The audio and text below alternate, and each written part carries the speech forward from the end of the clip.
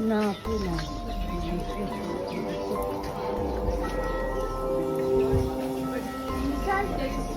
सोचिए जरा, अगर मैं आपसे कहूं कि भारत से हजारों किलोमीटर दूर समुद्र के बीच एक ऐसा देश है जहां प्रधानमंत्री भी हिंदू हैं, जहां दिवाली पर पूरा देश रुक जाता है और जहां शिवरात्रि के दिन सड़कें कांवड़ यात्रियों से भर जाती हैं। मंगलम पार्वती पुत्रा मंगलाय गणेश्वर मंगला सर्वकामानां मंगला शुपंथा तथा सर्वकार्य सिद्ध्यर्थम मंगलाय ते नमः।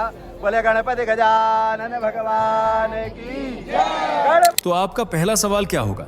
ये कैसे मुमकिन है? ये देश कौन सा है और दुनिया इसे क्यों नहीं जानती?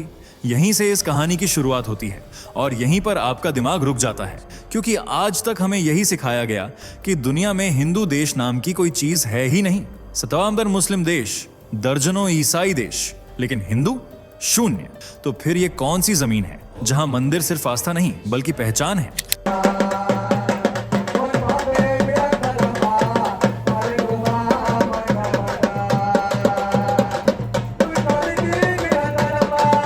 जहां राजनीति भी तब तक सांस नहीं लेती जब तक हिंदू समाज साथ खड़ा ना हो। अब एक विजुअल अपने दिमाग में लाइए, नीला समुद्र, हरे पहाड़ और उसी धरती पर भगवा ध्वज के साथ AUM नमः शिवाय की गूंज। ये कोई सपना नहीं है, ये हकीकत है।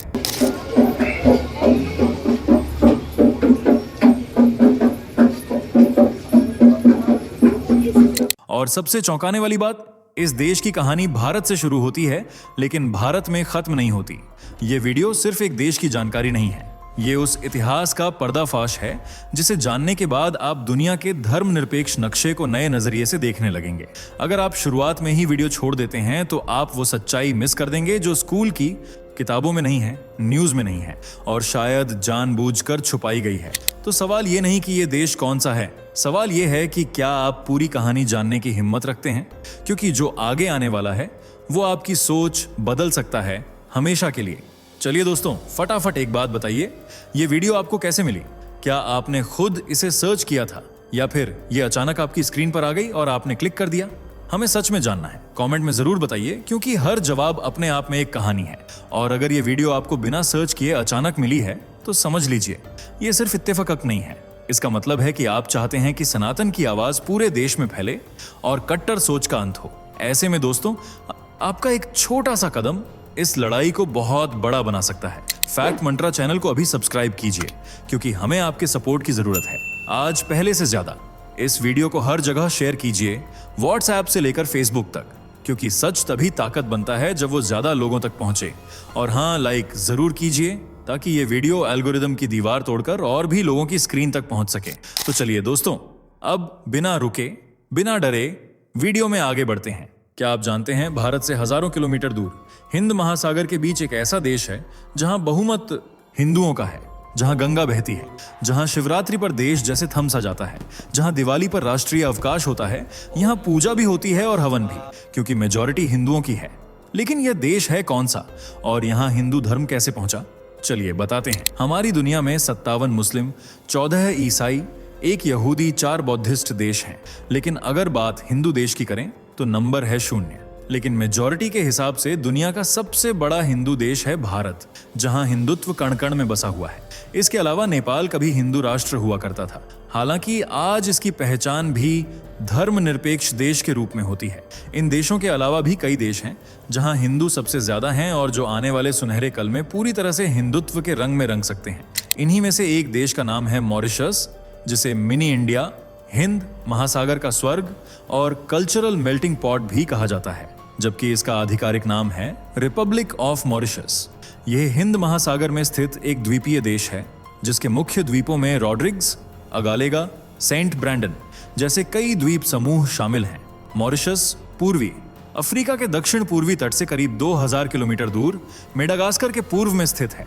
ये 2040 वर्ग किलोमीटर क्षेत्रफल के साथ एक छोटा सा देश है, लेकिन इतिहास, संस्कृति और धार्मिक विविधता इसे दुनिया के सबसे अनोखे देशों में शामिल कराती है।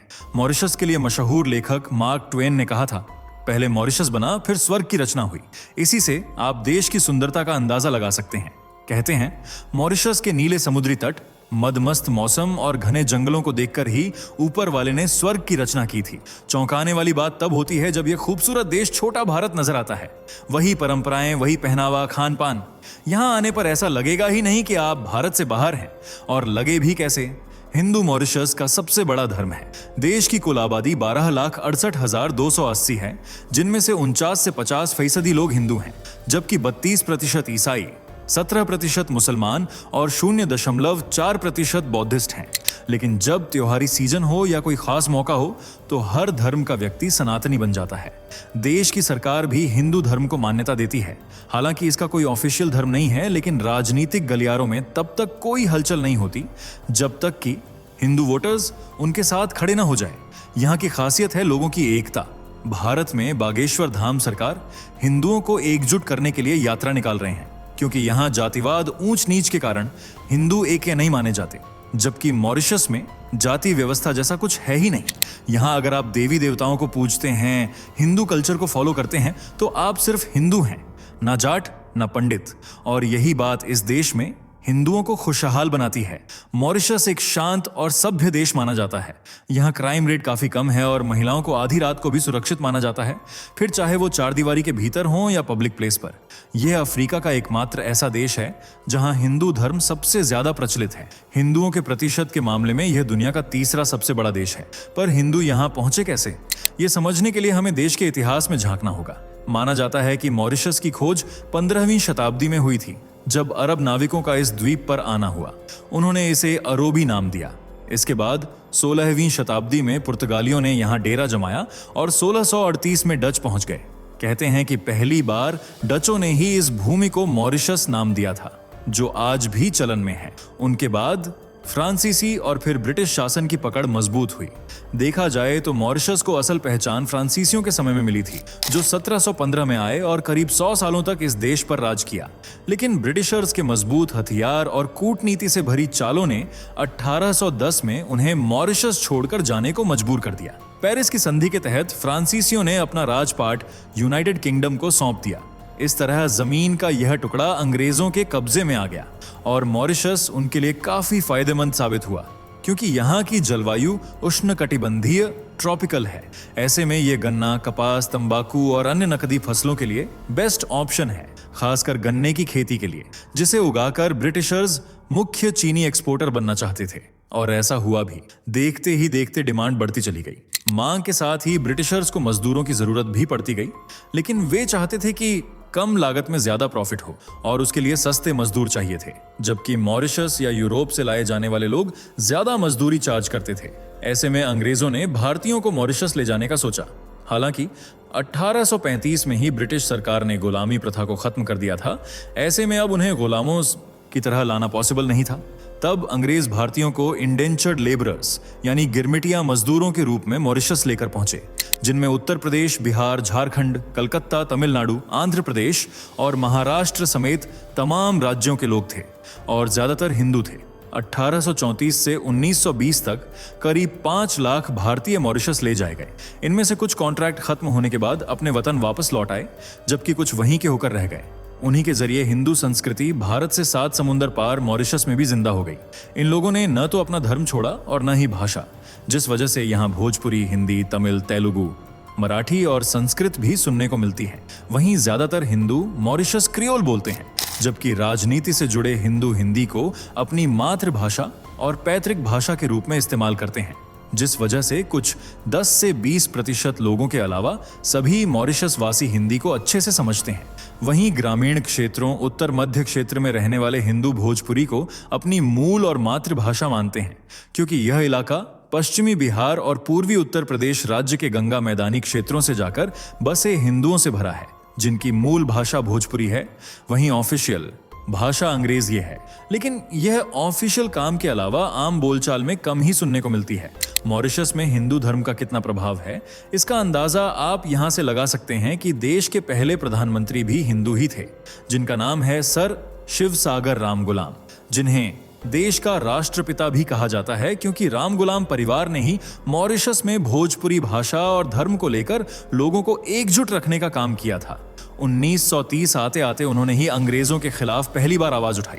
और उन्हें मॉरिशस से खदेड़ने के लिए जमीन आसमान एक कर दिया। उनके पिता भी बिहार से मजदूरी करने मॉरिशस पहुंचे थे। अपने पूर्वजों की मेहनत और मजदूरों पर हो रहे जुल्मों को देखते हुए उन्होंने मजदूरों के अधिकारों को लेकर बड़े स्तर पर प्रदर्शन किए, जिस वजह से 1968 में देश को आजादी मिली और शिवसागर राम गुलाम 12 मार्च 1968 को देश के पहले प्रधानमंत्री बने। उनके बाद सर अनिरुद्ध जगन्नाथ ने 2000 में पीएम पद की शपथ ली और वे भी इंडो मॉरिशियन रहे। इनके अलावा नवीन राम गुलाम प्रविंद जगन्नाथ रहे और वर्तमान में देश के पीएम नवीन राम गुलाम हैं। उनके पूर्वज भी हिंदू ही थे। यहाँ तक कि रक्षा विभाग, विदेश मंत्रालय, गृह मंत्रालय, education department, tourism department, international affairs, जितने भी विभाग होते हैं उनमें भी आपको हिंदू राजनेता जरूर देखने को मिल जाएंगे। और जितने मॉरिशियन हिंदू ऑफिशियली एक्टिव हैं, उतने ही वे अपनी संस्कृति को कायम रखने में भी सतर्क हैं। यहाँ तमाम हिंदू त्योहार उसी जोश और उल्लास के साथ सेलिब्रेट होते हैं। जैसे भारत में दिवाली देश का सबसे बड़ा पर्व माना जाता है और इस दिन नेशनल हॉलिडे होता है। ईसाई हो या बौद्ध, हर धर्म का व्यक्ति यह पर्व मनाता है। इस दिन पूरा देश रंग बिरंगी झालरों से सजा होता है। मिठाइयाँ बनती हैं, पकवान बनते हैं और गणेश लक्ष्मी की पूजा की जाती है। इस देश में सबसे ज्यादा भगवान शिव, गणेश जी, माँ लक्ष्मी, दुर्गा माँ, कन्हैया, राम और हनुमान जी की पूजा की जाती है। हनुमान जयंती के दिन बजरंगबली के भक्त सुबह से ही उन्हें प्रसन्न करने में लग जाते हैं। जबकि उगादी या गुड्डी पड़वा हिंदू नववर्ष का त्योहार है और इसे विशेष रूप से तेलुगु और मराठी भाषी लोग मनाते हैं।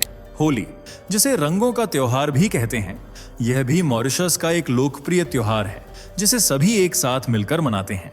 होली का त्योहार 2 दिन तक चलता है, जिसमें पहले दिन होलिका दहन होता है। इसके बाद चौताल का प्रदर्शन किया जाता है। चौताल एक तरह का भारतीय लोक संगीत है। इसके अगले दिन गुलाल, रंग और पानी से होली खेली जाती है। रामनवमी का पर्व अयोध्या के आदर्श राजा भगवान राम के सम्मान में मनाया जाता है। इस देश में उन्हें एक आदर्श पुरुष का प्रतीक माना जाता है और तमिल ही नहीं, मराठी, भोजपुरी, हर भाषा का व्यक्ति इस उत्सव को मनाता है। इसके अलावा पोंगल या मकर संक्रांति, कृष्ण जन्माष्टमी, गणेश चतुर्थी, दुर्गा पूजा, नवरात्रि और भोलेनाथ के लिए शिवरात्रि भी मनाई जाती है। शिवरात्रि पर मॉरिशस के हिंदू 7 से लेकर 40 दिनों का उपवास रखते हैं। हालांकि बीच बीच में फलाहार वगैरह होता है। इस दरमियान गंगा तालाब से गंगा जल लाने के लिए तीर्थ यात्रा की जाती है और अंत में भगवान शिव की पूजा के लिए जागरण होता है। वैसे गंगा तालाब को आप गंगा तालाब या मिनी गंगा कह सकते हैं, क्योंकि मॉरिशस में स्थित इस झील का महत्व उतना ही है जितना काशी, हरिद्वार और प्रयागराज जैसे तीर्थ स्थलों का। ये मॉरिशस के सवाने जिले में स्थित है, जो समुद्र तल से करीब 550 मीटर ऊंचाई पर है और हिंदू इसे समुद्र पर गंगा मानते हैं और सम्मान में गंगा तालाब कहते हैं। मान्यता है कि 1897 में एक हिंदू पुजारी को सपने में मां गंगा नजर आई। पुजारी ने इसे संकेत समझा और भारत की गंगा नदी से जल लाकर इस झील में प्रवाहित कर दिया। तभी से इसे गंगा तालाब कहा जाने लगा और गंगा की तरह यहाँ भी पवित्र अनुष्ठान होने लगे। गंगा तालाब दुनिया की सबसे साफ सुथरी और पवित्र झीलों में शुमार है। महाशिवरात्रि के दिन लाखों हिंदू नंगे पांव कांवड़ लेकर कई किलोमीटर पैदल चलने के बाद गंगा तालाब पहुंचते हैं और झील से पवित्र जल लेकर भगवान शिव का जलाभिषेक करते हैं। यहाँ एक विशाल शिव प्रतिमा और माँ दुर्गा की मूर्ति भी है। इसके अलावा हनुमान जी, गणेश जी और विष्णु जी को समर्पित कई मंदिर हैं।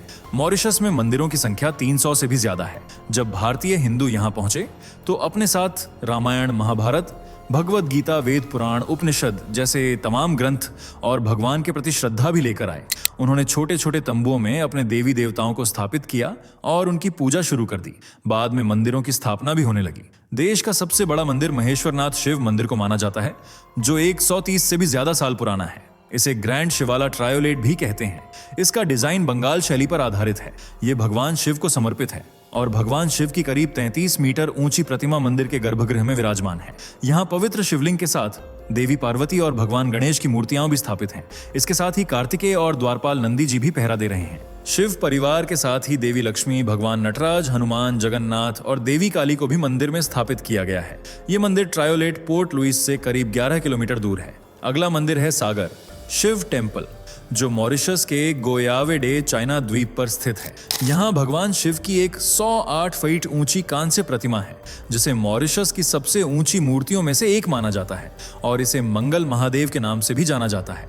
ये हिंद महासागर के पानी से घिरा हुआ है और इस मंदिर को देश के मेन लैंड से जोड़ने के लिए एक संकरा पुल भी बना हुआ है। श्री प्रसन्ना वेंकटेश्वर मंदिर देश के ला लौरा मलिंगा गांव में स्थित है।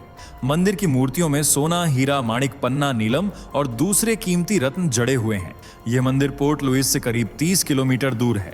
इसी तरह पांडुरंग क्षेत्र मंदिर, श्री शिव सुब्रमण्यम मंदिर, सूर्य उदय संगम मंदिर, शिव शक्ति मंदिर, हरे कृष्ण इस्कॉन मंदिर और कैलासन जैसे सैकड़ों मंदिर हैं जो मॉरिशस की धार्मिकता को उजागर करते हैं। यूं तो देश में कई शहर हैं, लेकिन जहां हिंदुत्व की लहर सबसे ज्यादा है उनमें क्योर पाइप और वाकवास का नाम सबसे ऊपर आता है। जबकि पोर्ट लुइस मॉरिशस की राजधानी है, जहां स्थित अप्रवासी घाट वही जगह है जहां से पहली बार भारतीयों ने मॉरिशस की धरती पर कदम रखे थे। आज ये जगह यूनेस्को वर्ल्ड हेरिटेज साइट्स का हिस्सा है, जो भारतीय संघर्ष की जीवित याद के रूप में सैकड़ों सालों से जिस की तस है। मॉरिशस के कल्चर की बात करें तो यह भी पूरी तरह से भारतीय है। यहाँ महिलाएं खास मौकों पर जैसे त्योहारों या शादियों में साड़ी पहनना पसंद करती हैं। शादियां भी भारत की तरह ही होती हैं। धूमधाम से बारात निकलती है और जमकर दावत होती है। दावत में शाकाहारी भोजन परोसा जाता है, दाल चावल, आलू सब्जी, पूरी या रोटियां और साथ में मीठा। यह मॉरिशस के हिंदुओं का मुख्य भोजन है, जो रोज के खाने में सादगी पसंद करते हैं। हालांकि नॉन वेज लवर्स की भी कमी नहीं है, खासकर गैर हिंदुओं के बीच। केकड़ा करी, धनिया मिर्च वाली मछली, मछली भात, तली हुई स्क्विड, विंदाए ओराइड और विंदाए पोइसन के अलावा सी फूड ज्यादा फेमस है। मद्रास साइड से जो हिंदू यहाँ पहुंचे हैं उनके बीच भी मछली भात बहुत प्रसिद्ध है। कुल मिलाकर मॉरिशस में पहुंचते ही आप ऐसा फील करेंगे जैसे एक भारत से निकले और दूसरे भारत में आ गए हों। यहाँ सब कुछ हिंदू धर्म से इंस्पायर्ड है, तभी तो इसे मिनी इंडिया कहते हैं। तो आप कब जा रहे हैं इस छोटे भारत की सैर पर? और आपको क्या लगता है, क्या सच में मॉरिशस आने वाले समय में पूरी तरह से हिंदूमय हो जाएगा? कमेंट करके जरूर बताइए। वीडियो पसंद आई हो तो लाइक, शेयर करें, चैनल को सब्सक्राइब करें और बेल आइकन को प्रेस करना बिल्कुल न भूलें। दोस्तों, आपकी स्क्रीन पर 2 और वीडियो दिख रही हैं, जिसे देखने के लिए आप स्क्रीन पर क्लिक करें। दोनों देखिएगा, बहुत अच्छी वीडियो बनी है।